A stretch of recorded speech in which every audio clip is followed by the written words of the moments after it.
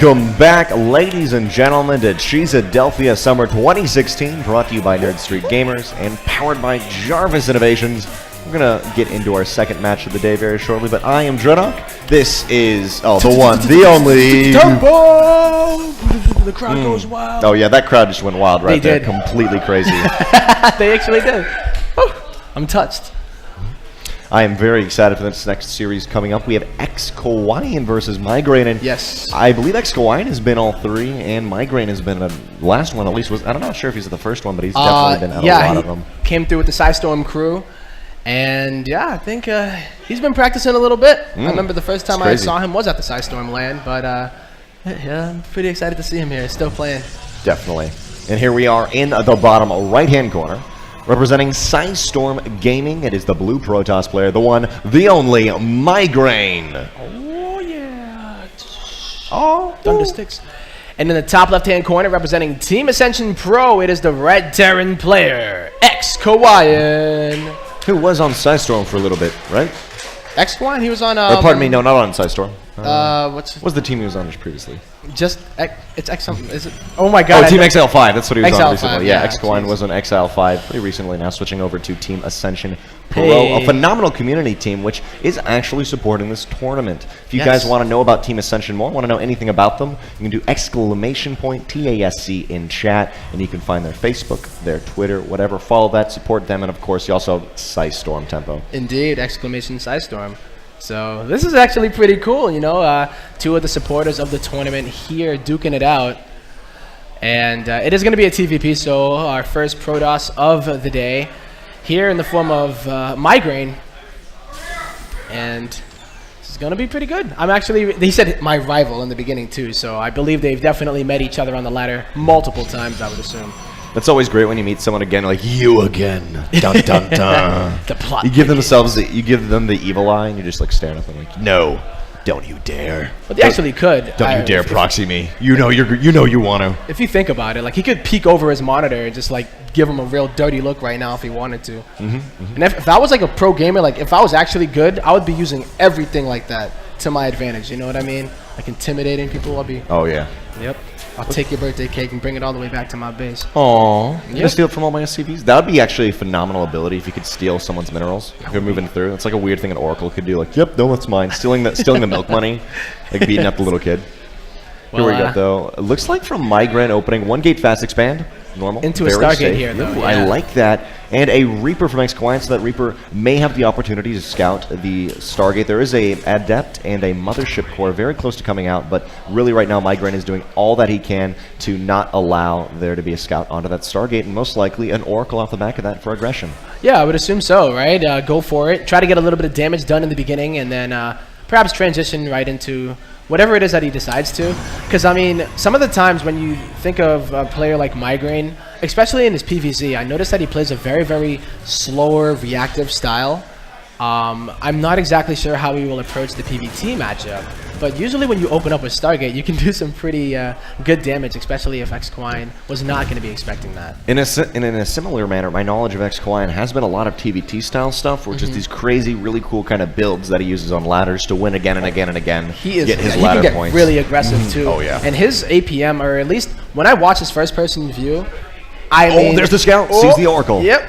Yeah, I was gonna say, when I watch his first-person view, it's just like a blur. You know, he's just like in so many places at once, and really using that skill set of his. The Adepts per minute's very high on xKawaiian's part, really, really high. But here we have Oracle. Killed per minute. Probably, Adepts killed, yeah, that'd be pretty good. A second Oracle is on the way. There's already Marines in the mineral line. I mean, this is a kind of standard opening from Protoss, or maybe not standard, but an opening you do have the option for. Yes. But generally, as long as he scouts it, it's kind of, I'm going to try to do damage, maybe get an SCV, and it's going to be shut down. Both players have opened up in manners in which they both can safely tip their hat to the other person and say, you know what, let's do a macro game. Good luck. Or nothing at least crazy in this early stage of the game. Yeah, xKawaiian actually having the shades in. Whoa. Can he do this?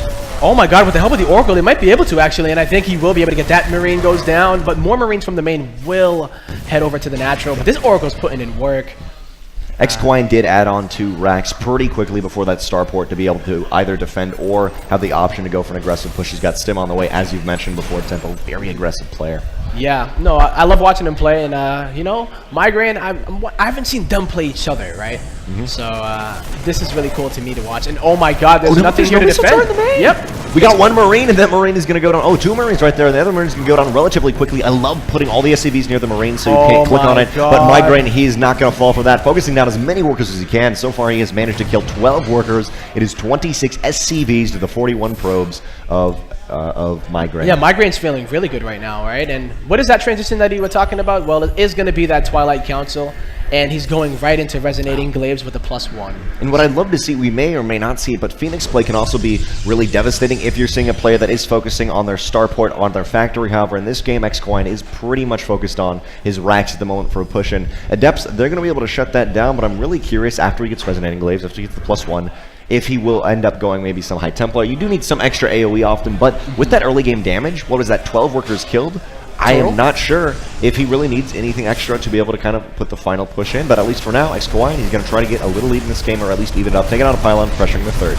He needs to try to cancel this, because if he lets this third go up here for MygraiN, then losing all of those workers, it's going to be pretty tough to at least continue to put pressure on once the pylons are established, and you're at a lesser economy than your Protoss opponent. Oh, so double Pulsar Beam is just going to wreck the bio, but in this situation, I love the use of those Oracles for defense, because you do see an opening from the Protoss that's not really defensive. You often see the blink opener if you're seeing a very defensive Protoss versus drop, so he doesn't quite have that. That is MygraiN, but he is giving himself the opportunity to defend with those Oracles in a really unique way that you don't see often. Yes. I like it, because usually you think that the Oracle is out on the map trying to tag the army, and then also, I think he put down a Stasis Ward somewhere too. Yeah, it's actually right below his natural, so if there is going to be some kind of push from xKawaiian from multiple angles, he might actually hit that without knowing it.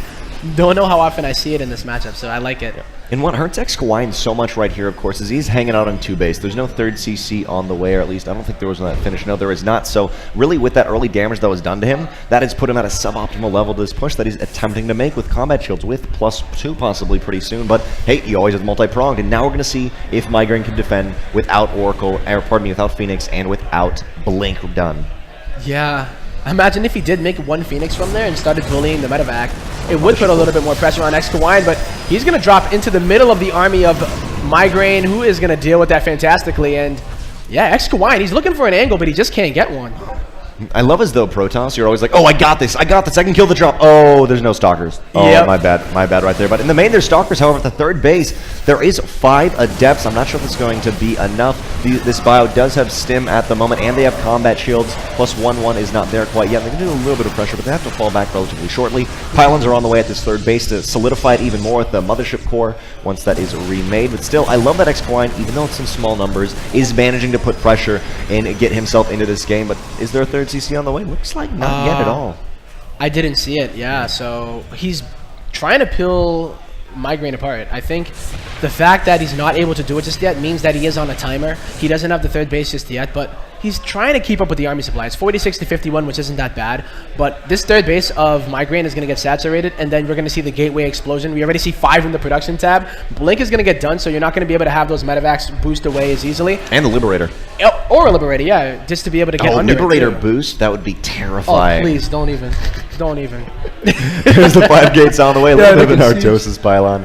And for and now, they can attack buildings too. That'd be great. Oh yeah. Hey, why not just infinity range anywhere on the map? Yeah. That could be the April Fools. You know, battle cruisers can teleport. Why not? Why not Liberators? Make a good I think point that's the best game design knowledge I've ever had. That tip. Why not? Why not Liberators? We'll have to see. MygraiN opts to take a 4th Nexus, went ahead. Why not get more ahead? And MygraiN, or pardon me, xKawaiian may attempt to destroy that. It's a very small force. I love that he's poking with these little forces. Yet as MygraiN's getting his huge army, I don't know if he can continue to do it. But does MygraiN not know that xKawaiian is only on 2 bases? Is what I'm wondering right now, because the way that he's taking this 4th base, it exposes him. It opens him up to drops on the other side as well. And it also cuts into his ink, or rather the units. Under the Liberator, some of those Adepts go down. There is the flight, but that is so dangerous. I don't know if double Oracle is going to be enough. Yo, xKawaiian is evening up the supply. He takes out the army of MygraiN, and now this 4th base is going to get taken out as well. Man, MygraiN went up to 70 probes during those engagements and all through this game. I think exactly as you said, he did not think this was going to be the situation. One of the Immortals barriers is going to block a little bit of damage from this Liberator, but the Liberators have simply done so much damage. One Liberator is left. Stalker's trying to focus it down, but no anti-air. Eventually goes down. There's the photon overcharge, not in range, and this fourth base will be destroyed. However, we still have 3 Nexus Eye up, and xKawaiian finally, though, feels like he's comfortable enough to secure his 3rd CC. And what do we have supply-wise? 96 to 105, but he got to remember, don't let that fool you, yes. 70 probes. And that's not army supply. He almost overmade his economy. He got a little too confident. Yes, exactly. And xKawaiian's not done yet. That stasis ward finally goes off, and that is actually going to give MygraiN a bit of breathing room. So, yeah, he can at least take out the medevacs. There's not enough here to defend them. And this is actually a really crucial moment right now because I feel like xKawaiian wanted to continue to put the pressure on. Right? And if it slows down, that's better for MygraiN. He's the one that has nearly 70 probes. And now that army value is starting to even out. And these units, oh man, Definitely. Saddest units I've ever seen, man. For a very long time, there was that 20 to 30 supply difference. There was 12 workers killed early on, but he did a remarkable job getting on in there, really opting to say, you know what, I took damage. Let me just wait a couple seconds, wait for my upgrades, wait on 2 base, and it's a scary thing to do because maybe there's a Warp Prism that moves in, but MygraiN simply did not scout him. That allowed him to play that game really out well. MygraiN has got a little bit too overconfident, but he will finally secure his 4th Nexus again, and as you said, it's evened up. It has the upgrades here, 1-1 for both players. 2-2 has already started here for xKawaiian. Also, the +1 or +2 rather for MygraiN is almost done. But he's mainly warping in Stalkers, I noticed here.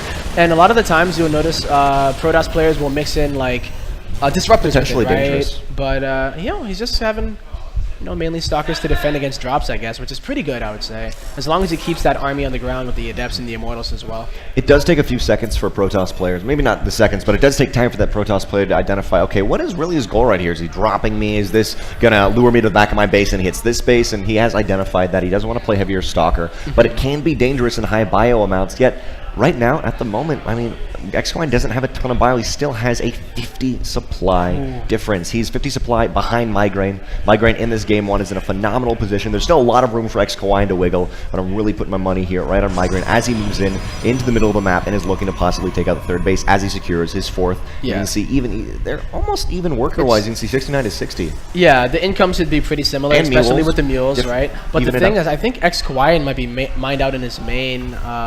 And while MygraiN might be starting to mine out in his main too, he's the one that has that 4th base. So all of those probes are going to go over there. You notice the saturation wasn't that great at the 3rd base. So I think the time where it kind of slowed down Stalkers is... may find a fire. Focusing down some Stalkers. more Marauders. Wow. Oh my god, they could still... Yeah. That's actually a pretty small force of Stalkers. They have to be very careful about fighting by themselves. Look like xKawaiian's going to go for those back rocks. Protoss army right now. That is the Protoss army. As you said, 120 army supply to 70. 67 to be precise of xKawaiian. 2-1 here for MygraiN. So many Adepts. They have the Resonating Glaives.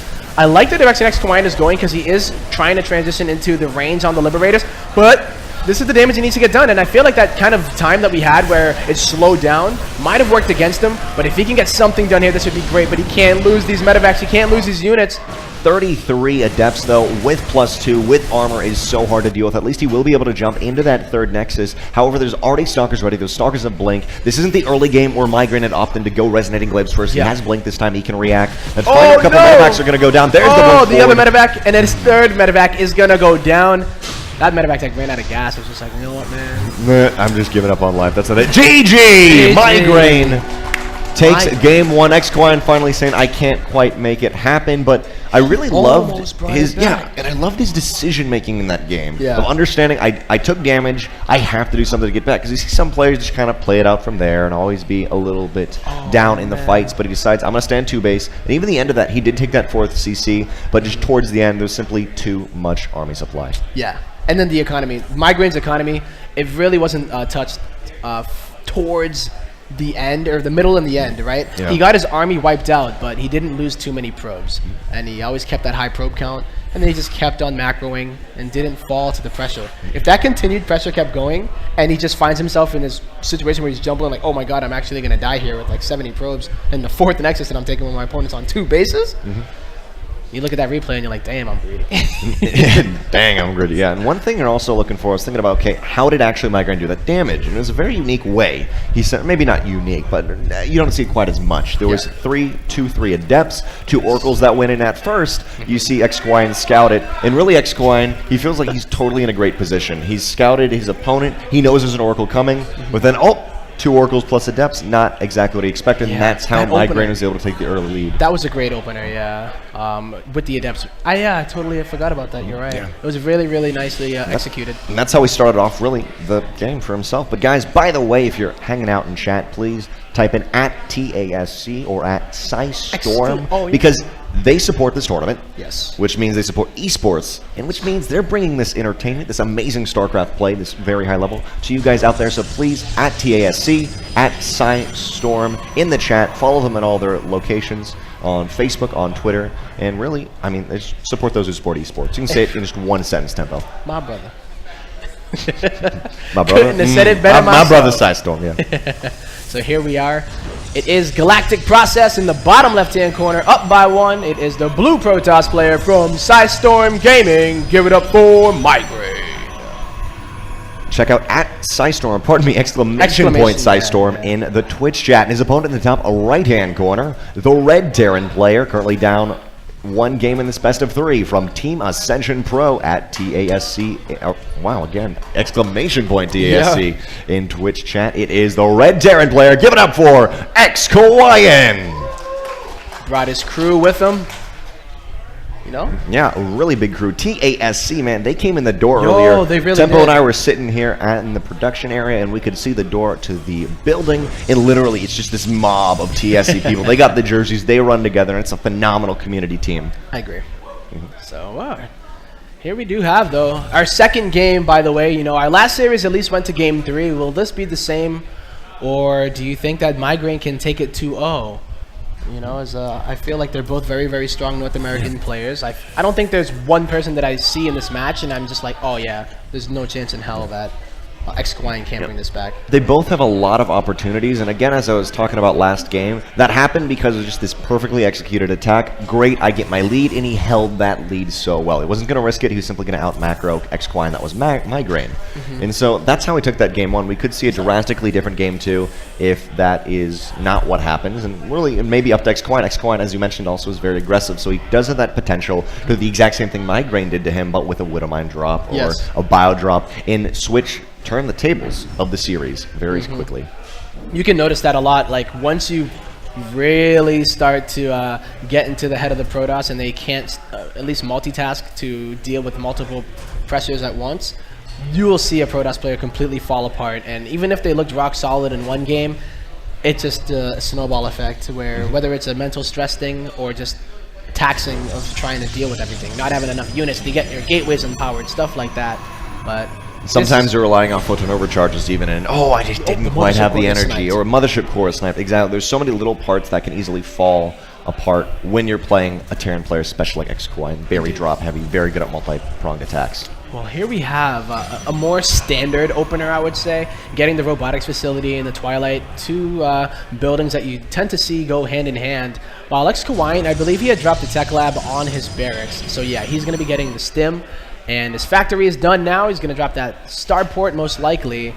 There it is. He's dropping a reactor on it. I'm wondering if he's just going to be going for a big kind of stimmed double medevac push here. I think that could very well be in the works. Last game, he did go up to that 3rd barracks pretty early on. That may have been because of the aggression that he saw out of MygraiN, of course. But he's not opting to go for that quick 3rd rack. Something different yet. Here we have. Ooh. Okay. I mean, I hope you have an engineering bay, xKawaiian. Looks like, sadly, though, he does not have an engineering bay quite yet. You're generally not quite getting it yet, but pretty soon.